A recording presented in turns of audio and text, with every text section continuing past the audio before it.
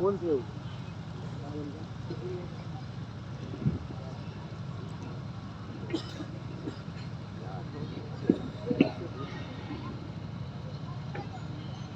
لکھا ہوگا نا.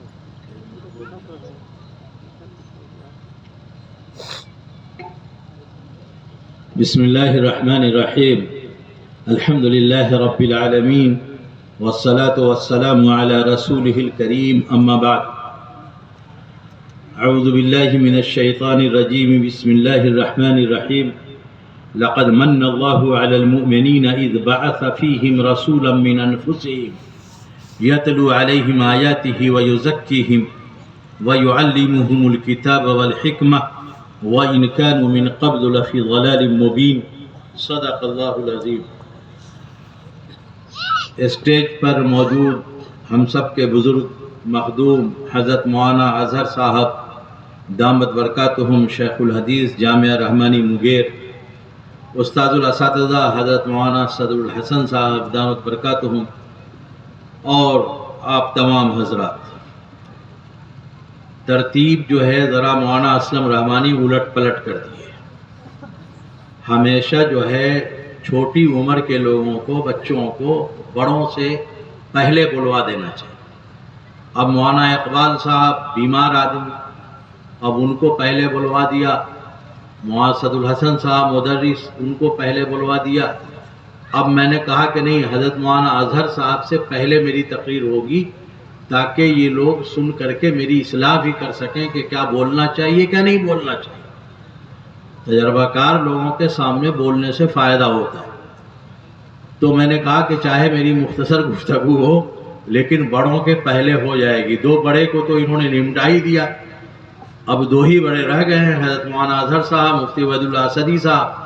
تو مفتی عبید اللہ اسدی صاحب کی ٹرین 12:30 کی ہے، تو یقیناً وہ بھی پہلے ہی تقریر کریں گے. تو میں نے کہا کہ بھائی مجھے نمٹا لو، یہ زیادہ بہتر ہوگا. تو بہرکیف انہوں نے کرم کیا کہ مجھے بلا دیا ہے اور میں آپ کے سامنے حاضر ہوں. اللہ تعالیٰ نے قرآن کریم میں ارشاد فرمایا کہ اللہ نے احسان کیا ہے کہ انہی میں سے رسول بھیجا. اللہ چاہتے تو جناتوں میں سے بھیج دیتے، اللہ چاہتے تو فرشتوں میں سے بھیج دیتے، اللہ چاہتے تو کوئی اور مخلوق کو بھیج دیتے، لیکن اللہ نے کہا کہ نہیں، انہی میں سے بھیجا، انسانوں میں سے بھیجا. کیوں بھیجا؟ جناتوں میں سے بھیجتے تو آپ کہہ سکتے تھے، ہم کہہ سکتے تھے کہ جنات تو ہمارے قبیل کا ہے ہی نہیں ہے، ہم کیسے جو ہے اس کی پیروی کریں. اور فرشتے کو بھیج دیتے تو ہم کہتے کہ اللہ ایسے کو بنا کر کے بھیج دیا ہے کہ اس کے اندر شر کی صلاحیت ہی نہیں ہے، خیر ہی خیر ہے، وہ سارے حکم بجا لیتا ہے. اور انسان تو خیر شر کا پتلا ہے، اس لیے وہ اس کی اقتداء اتباع کیسے کر سکتا ہے. چنانچہ اللہ نے کہا کہ یہ احسان کیا کہ انہی میں سے بھیجا، انسانوں میں سے. یہ انسانوں میں بھیجا تو یہ کام کیا کرتے ہیں؟ تو کہا کہ پہلا کام تو ان کا یہ ہے یتلو علیہم آیاتی، وہ تلاوت کتاب کرتے ہیں، قرآن سنتے ہیں، پڑھتے ہیں، پڑھاتے ہیں، سارا کام کرتے ہیں. یہ جو مدارس اسلامیہ ہیں، یہ کار نبوت کا پہلا کام جو تلاوت کتاب کا ہے اس پر سخت محنت کرتے ہیں. بہت سارے کنوینٹ میں ہو سکتا ہے قرآن کریم کی تعلیم ہوتی، لیکن عمومی طور پر جو مدارس اسلامیہ والے ہیں وہ کار نبوت کا پہلا کام تلاوت کتاب پر زور دیتے ہیں. اور آپ کو لگتا ہے کہ یہ بہت ہلکا کام ہے، یہ بہت بھاری کام ہے. اتنا بھاری کام ہے کہ قرآن کریم کی کسی آیت کو غلط اگر پڑھ دیا گیا، صحت کے ساتھ نہیں پڑھا گیا، مخارج کی رعایت کے ساتھ نہ پڑھا گیا، حروف کے صفات کی ادائیگی نہ کی گئی، تو معنی کہیں سے کہیں چلے جائیں گے، اور اس معنی کے کہیں سے کہیں چلے جانے کی وجہ سے نماز بھی نہیں ہو. تو تلاوت کتاب ایک بڑا کام ہے جو مدارس اسلامیہ والے کرتے ہیں، اور یہ کار نبوت. اب تلاوت کتاب کی اہمیت سمجھیں. سورہ فاتحہ آپ سب کو یاد ہے، الحمدللہ رب العالمین، تمام تعریف اس اللہ کے لیے جو تمام جہان کا پالنہار ہے. یہ الحمد میں ہا جو ہے، ہائے ہوتی ہے، دیہات میں جسے بڑی ہے کہتے ہیں. اور رب العالمین عین کے ساتھ ہے، اگر اس کو حمزہ سے کوئی پڑھے گا تو معنی بدل جائیں گے، لام کو زیر دے دے گا تو معنی بدل جائیں گے، ہا کو چھوٹی ہے سے پڑھے گا تو معنی بدل جائیں گے۔ الحمدللہ رب العالمین، آپ سب کو یاد ہے، تمام تعریف اس اللہ کے لیے جو تمام جہان کا پالن ہار ہے، لیکن اسی آیت کو ہماری اماں کیسے پڑھتی ہے، ہمارے چچا کیسے پڑھ رہے ہیں، ہمارے دادا کیسے پڑھ رہے ہیں، ہماری دادی کیسی پڑھ رہی ہے، اس آیت کو پڑھتی ہے الحمدللہ رب العالمین، ہا کے بجائے چھوٹی ہے سے پڑھ رہی، ہائے حوت سے پڑھ رہی، اور عین کو حمزہ سے پڑھ رہی، لام کو زیر دے رہے، تو آپ کو لگے گا کہ یہ سورہ فاتحہ ہی ہے، لیکن یہ سورہ فاتحہ نہیں ہے۔ اس آیت کو جس کو چھوٹی ہے سے پڑھ دیا ہے اور حمزہ سے پڑھ دیا ہے اور لام کو زیر دے دیا ہے اور ایسے ہی پڑھا جا رہا ہے، اس کا ترجمہ یہ ہے پھٹے پرانے کپڑے اس اللہ کے لیے جو تکلیف دینے والوں کا رب ہے۔ یہ سورہ فاتحہ ہے نہیں ہے، لیکن ایسے ہی پڑھا جا رہا ہے، گاؤں میں، سماج میں، گھروں میں، ہمارے بڑے، ہمارے بوڑھے، ہماری دادی، ہماری نانی ایسے ہی پڑھ رہی ہے۔ میرے بھائی، اگر مدارس اسلامیہ والے اور کوئی کام نہ کریں، صرف قرآن کریم صحت کے ساتھ پڑھنا سکھا دیں، تو یہ وہ کام ہے جس کام کا مقابلہ دنیا کے کوئی تعلیمی ادارے نہیں کر سکتے۔ تو میرے بھائی، یہ بڑا کام ہے۔ اسی سورہ فاتحہ میں ایک آیت ہے غیر المغضوب علیہم ولا الضالین، اب زاد نکالتا نہیں ہے کوئی، دال سے پڑھتا ہے ولا الضالین، اور بعض جگہوں پہ جھگڑے ہوتے ہیں کہ دال سے ہی پڑھا جائے گا، اللہ کو نہیں معلوم تھا کہ وہ ذات سے اتارا، اللہ دال سے اتار دیتے، لیکن اللہ نے دال سے نہیں اتارا، ذات سے اتارا، اسے ذات سے پڑھنا ہے، اور دال سے پڑھیے گا۔ غیر المغضوب علیہم ولا الضالین کا ترجمہ یہ ہے، اے اللہ ہمارا حشر ان کے ساتھ مت کیجیو جن پر تیرا غضب نازل ہوا اور جو گمراہ ہوئے۔ لیکن جب آپ اس کو دال سے پڑھتے ہیں، علماء جانتے ہیں کہ دل یدلو کے معنی راستہ دکھانے کے آتے ہیں، رہنمائی کے آتے ہیں، اب آپ پڑھتے ہیں ولدالین، تو اس کا ترجمہ ہوتا ہے کہ اللہ ہمارا حشر ان کے ساتھ مت کیجیو جو راستہ دکھانے والے لوگ ہیں، جو راستہ دکھانے والے لوگ ہیں، اے اللہ ان کے ساتھ مت کیجیو۔ آپ نے تو سمجھا کہ ذات سے دال پڑھ دیا ہم نے، لیکن ترجمہ یہ ہو گیا کہ اے اللہ ان کے ساتھ ہمارا حشر مت کیجیو جو راستہ دکھانے والے ہیں۔ یہ راستہ دکھانے والے کون ہیں؟ یہ انبیاء ہیں، یہ رسول ہیں، یہ اولیاء کرام ہیں، یہ علماء اعظام ہیں، یہی راستہ دکھانے والے ہیں۔ ہر نماز میں ذات کے بجائے دال سے پڑھ کر کے آپ اللہ سے کہتے ہیں کہ اللہ ان کے ساتھ میرا حشر مت کیجیو، تو کن کے ساتھ کیجیو؟ چوروں کے ساتھ، اچکوں کے ساتھ، لفنگوں کے ساتھ، بدماشوں کے ساتھ، زانیوں کے ساتھ، ڈکیتیوں کے ساتھ، کس کے ساتھ کیجیو؟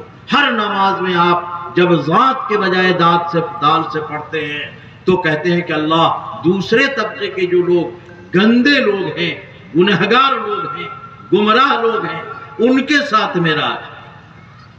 یہ جو مدارس اسلامیہ ہیں یہ کام کرتے ہیں تلاوت کتاب کو صحیح کرانے کا، اور یہ اتنا بڑا کام ہے کہ اگر اس کام کو آپ اس کے علاوہ کوئی کام نہ کریں مدارس والے، تو بھی یہ اس لائق ہیں کہ آپ ان کا تعاون کریں، ان کو محبت کی نگاہ سے دیکھیں اور ان کے کاموں کی سراہنا کریں۔ دوسرا کام جو کسی تعلیمی ادارے میں نہیں ہوتا ہے وہ ہے وَيُزَكِّهِمْ، قرآن کریم پڑھنا سکھاتے ہیں یہ مدارس والے، اور تزکیہ سکھاتے ہیں، مورل ویلوز کو ڈیولپ کرتے ہیں، اعلیٰ اخلاقی اقدار کو پروان چڑھاتے ہیں۔ یہ کام کہیں اور نہیں ہوتا، مدارس میں ہی ہوتا ہے۔ آپ نے دیکھا ہوگا اسکول کے طلبہ کو کہ وہ اساتذہ کے گردن میں جوتوں کا ہار ڈال دیتے ہیں، وہ اساتذہ کو پریشان کرتے ہیں۔ مدارس اسلامیہ کے طلبہ کی جو تزکیہ ہوتی ہے اور تزکیہ کا جو کام ہوتا ہے، اعلیٰ اخلاقی اقدار جو پروان چڑھائے جاتے ہیں، اس کی وجہ سے وہ پورے سماج کے لیے نمونہ آئیڈیل بنتے ہیں، اور ان کے بارے میں آپ کی رائے اس اعتبار سے تو ہو سکتی ہے کہ یہ کمزور ہیں، پیسے نہیں ہیں، معاشی اعتبار سے مجبور ہیں، لیکن آپ ان کے اخلاق پہ، ان کے کیریکٹر پہ، ان کے کردار پہ انگلی اٹھانے کی پوزیشن میں کم ہوتے ہیں، بلکہ بعض اوقات نہیں ہوتے۔ مدارس اسلامیہ والے یہ تزکیہ کا جو کام کرتے ہیں، یہ اللہ کے قریب کرنے کا جو کام کرتے ہیں، اللہ کی محبت کا جو پیغام دیتے ہیں، جو ایمان و یقین کی دولت پیدا کرتے ہیں، یہ کام وہ کام ہے جو دوسرے اداروں میں نہیں ہوتا۔ اس لیے مدارس اسلامیہ کی اس اہمیت کو سمجھیے۔ ہمارے جو عمرا یہ اپنے زکوٰۃ مال کا میل مدارس کو دے دیتے ہیں، یہ اپنے بچے مدارس کو نہیں دیتے۔ کیوں نہیں دیتے؟ یہ سمجھتے ہیں کہ یہ بچے مدرسے میں پڑھیں گے تو کیا کریں گے؟ ترقی نہیں کر سکتے۔ چوک پر بیٹھ کر کے تبصرے کریں گے کہ مولوی بہت کھاتا ہے، اور کہیے کہ اپنا بچہ دو تو کہے گا کہ کہاں سے کھائے گا؟ مولوی بہت کھاتا ہے، اپنا بچہ دو تو کہے گا کہ کہاں سے کھائے گا؟ ارے مولوی جہاں سے کھاتا ہے وہیں سے تمہارا بچہ کھائے گا۔ وہ بچے کو دیتا نہیں ہے۔ نہیں دینے کا نقصان یہ ہے کہ اس کا بیٹا غسل دینے کی، جنازے، اس کے باپ کے میت کو کفن دینے کی پوزیشن میں نہیں ہوتا، جنازہ صحیح سے پڑھنے کی پوزیشن میں نہیں ہوتا، غسل دینے کی پوزیشن میں نہیں ہوتا۔ یہ بڑا نقصان ہے جو مرنے کے پہلے ہی باپ پر نمایاں اور آیا ہو۔ تو بچوں کو پڑھائیے، بنیادی دینی تعلیم لازماً دیجیے، اور یہ مدارس والے وہی کام کرتے ہیں۔ آپ کہتے ہیں کہ بہت اچھے بچے نہیں نکل رہے۔ اللہ کے بندے، را میٹیریل جیسا دو گے ویسے ہی نہ پروڈکشن ہوگا۔ را میٹیریل تو گھٹیا دیتے ہو۔ اپنے گھر کا جو سب سے کمزور بچہ ہوتا ہے اس کو لا کے جامعہ اسلامیہ میں مفتی جمال اکبر کے سر پر ڈال دو گے کہ پڑھائیے آپ اس کو۔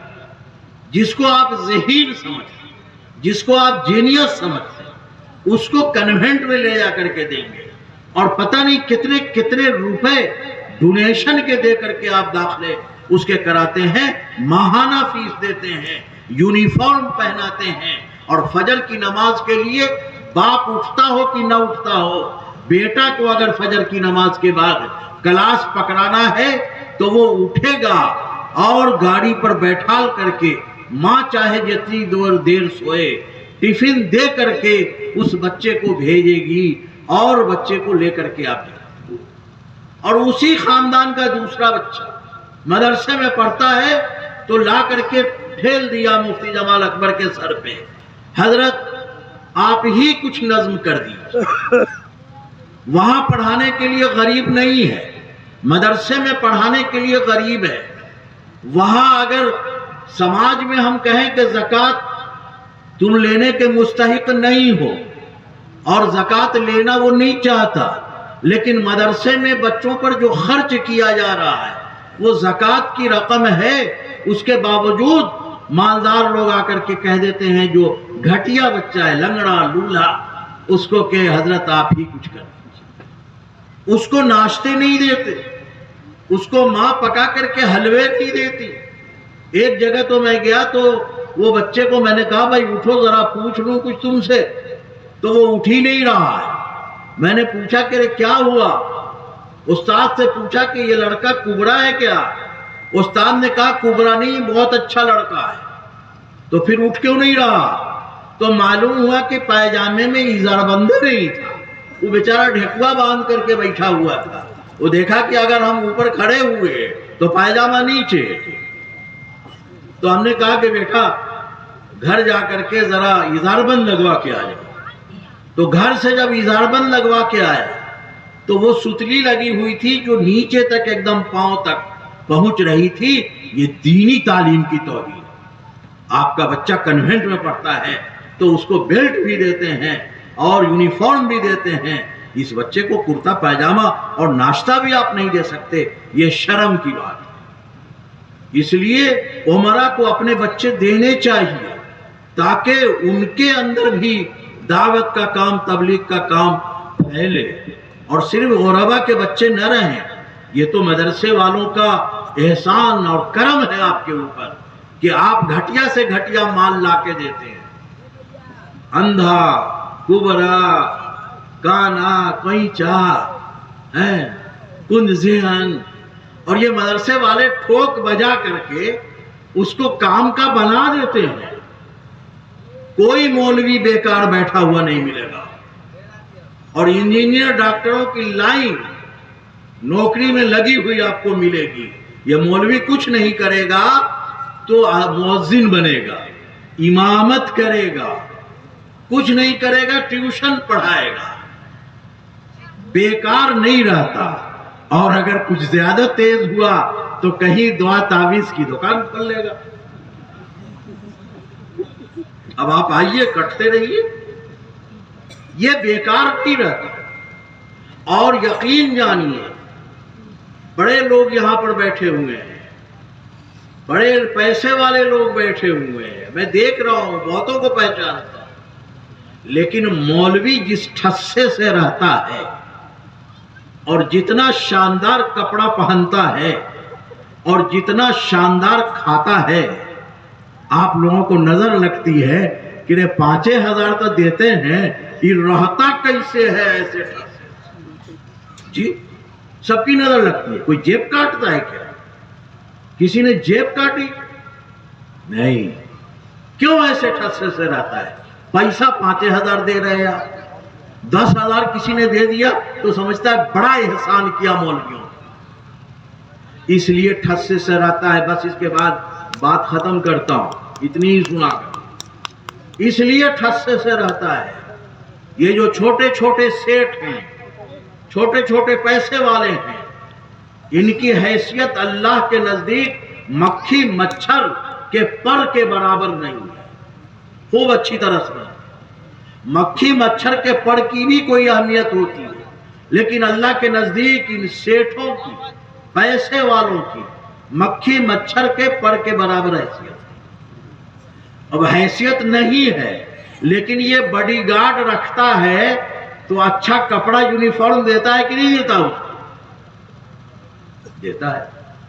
مینٹیننس الگ سے دیتا ہے کہ کرچ نہ ٹوٹے، باڈی گارڈ صاحب کا دیتا ہے. کھانے کو دیتا ہے، رہنے کو دیتا ہے، علاج کراتا ہے، ہر طرح سے چاہتا ہے کہ ٹھیک ٹھاک رہے. خوب اچھی طرح سمجھ لیجیے کہ یہ مدارس اسلامیہ میں جو کام کرنے والے لوگ ہیں، یہ اللہ کے کلام کے دربان ہیں، یہ سیٹھوں کے دربان نہیں ہے. اس احکم الحاکمین کے دربان ہے جس کے خزانے میں کوئی کمی نہیں ہے اور جس کے پاس ساری دنیا کے خزانے کا مالک ہے.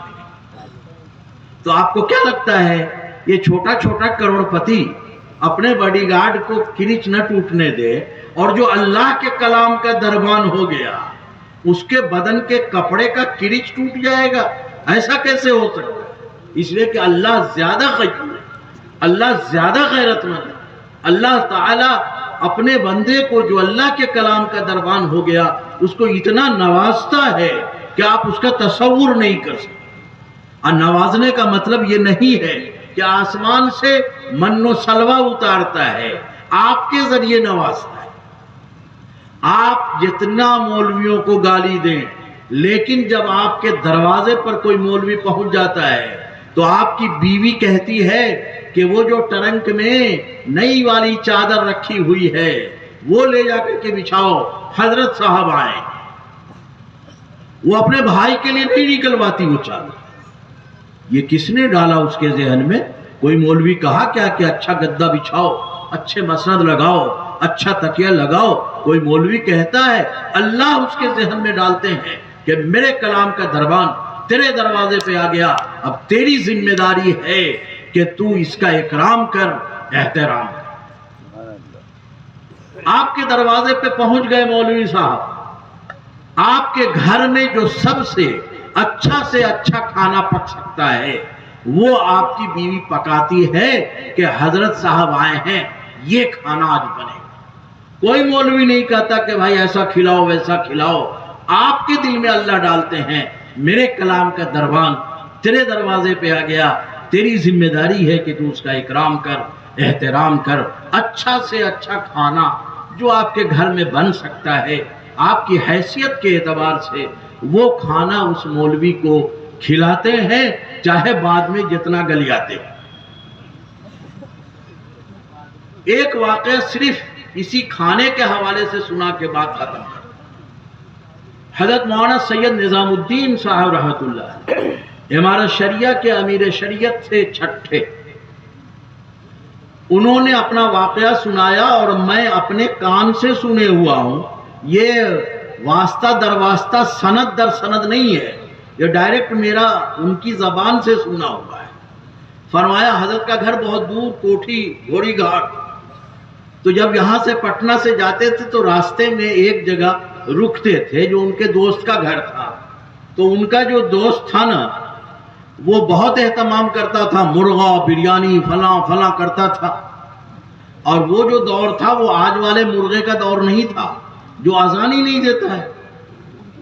ارے مولویوں سے جو رشتہ تھا مرغے کا وہ اذان کی وجہ سے تھا، اذان مولوی دیتا وہ دیتا، اب مرغا اور چکن آپ کا جو ہے اذان دیتا ہی نہیں، تو اب مولوی کا رشتہ اس سے کمزور ہو گیا۔ اب بھی اذان والا ملے تو بہت اچھا ہے، چکن وہ ہے ہی نہیں، تو اس زمانے میں اذان دینے والا مرغا ہوا کرتا تھا، چکن کا کوئی تصور نہیں تھا۔ تو جب حضرت گئے اس کے یہاں ایک بار تو اس نے کہا کہ حضرت آج جو ہے آپ کو سادہ سادہ کھانا کھلانا ہے، کھچڑی اور آلو کا بھرتا۔ تو حضرت نے کہا کہ کبھی تم کو کہا کہ تم یہ کھلاؤ وہ کھلاؤ؟ تمہاری سمجھ میں جو آ رہا تھا تم دیتے تھے، میں کھاتا تھا، آج تمہاری خواہش کھچڑی آلو کے بھرتا کی ہے تو یہی صحیح، اس میں کیا پریشانی؟ چنانچہ جب کھانا لگا تو اس پہ مرغا بھی تھا، بریانی بھی تھی اور فرنی بھی تھی اور جو ہے کھچڑی بھی، آلو کا بھرتا بھی۔ تو حضرت نے کہا کہ ارے اللہ کے بندے تو نے کہا تھا کہ سادہ کھلائیں گے، کھچڑی آلو کا بھرتا یہ کیا سب بنا لیا؟ تو اس نے کہا کہ حضرت مولوی لوگ تقریر کرتا تھا کہ اللہ کھلاتا ہے تو ہم سن لیتے تھے، آج یقین ہو گیا کہ اللہ ہی کھلاتا ہے۔ تو حضرت نے پوچھا کہ ہوا کیا؟ کہا کہ ہوا یہ حضرت کہ جب آپ کے لیے کھچڑی آلو کا بھرتا تیار ہو گیا تو میرا سالہ آ گیا۔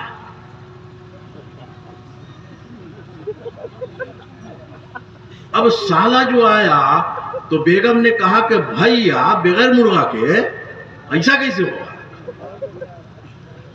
تو جناب مرغا بنا، بریانی بنی، فلاں بنا ڈبا۔ اب بھائی جو آیا تھا وہ آتے وقت بھی پوچھ سکتا تھا کہ آپا کیا پکائے گی، کیا کھلائے گی، لیکن جب سب تیار ہو گیا تب بھائی نے پوچھا کہ آپا کیا بنایا ہے؟ تو آپا نے کہا کہ مرغا بنا دیا ہے، بریانی بنایا ہے، فرنی بنایا ہے، فلاں بنایا، فلاں بنایا، فلاں بنایا۔ تو بھائی نے سب سن کر کے کہا آپا کھچڑی اور آلو کا بھرتا بنا، 5 دن سے پیچش پکڑے ہوئے۔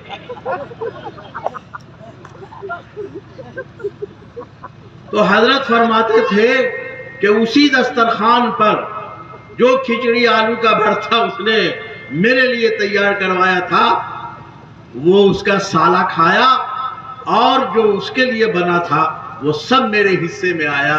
اللہ کے دربان بن جائیے، اللہ ایسے اکرام کر رہا ہے۔ بس میرے بھائی یہ مدارس اسلامیہ بڑی قیمتی ہیں، یہ آپ کے قرآن کو صحیح کراتے ہیں، یہ آپ کا تزکیہ کرتے ہیں، یہ سماج میں اعلیٰ اخلاقی اقدار کو فروغ دیتے ہیں، یہ کہیں بھی کام کر رہے ہیں۔ جامعہ اسلامیہ یہاں قائم ہوا، بہت مبارک ہے۔ لوگ کہتے ہیں مولانا چھوٹی چھوٹی جگہ پہ لوگ دکان کھولتے ہیں، ابھی رمضان آئے گا نا تو کتنے لوگ کہیں گے ہم کہتے ہیں کہ کالج اور میڈیکل کالج اور انجینئرنگ کھولنے کے لیے سرکار نے نارمس بنا رکھا ہے، اتنے ایکڑ زمین، اتنے کٹھے اور اتنا وہ، لیکن مدرسے کا جو نارمس ہے، سن لیجئے اور یاد رکھیے، مدرسے کا نارمس وہی چبوترا ہے جو مسجد نبوی کے اندر ہے، اور جو بہت شاید اس سے بھی بڑا نہیں ہوگا۔ تو اس کا مطلب یہ ہے کہ بنیادی دینی تعلیم کے لیے اس کی تلاش کرنا کہ بڑی بلڈنگ ہو، بڑی زمین ہو، تب کام ہوگا، نہیں، ہم کام کریں گے اور ہمارا نارمس وہی چبوترا ہے جہاں سب سے اچھے طلبہ موجود ہوتے تھے اور جہاں دنیا کا سب سے اچھا معلم موجود تھا، حضرت حضور اکرم صلی اللہ تعالی علیہ وسلم۔ اس لیے یہ مدرسے جہاں کہیں ہیں ان کی قدر کیجئے، ان کو محبت کی نگاہ سے دیکھیے، ان میں پڑھنے کے لیے لڑکے بھیجئے اور ان کی ضرورتوں کا دھیان رکھیے۔ کچھ نہیں کر سکیے تو محبت کی نگاہ سے دیکھنے کا کام کیجئے۔ اللہ تعالی ہم سب کو کہنے سننے سے زیادہ عمل کی توفیق عطا فرمائے۔ وآخر دعوانا الحمدللہ۔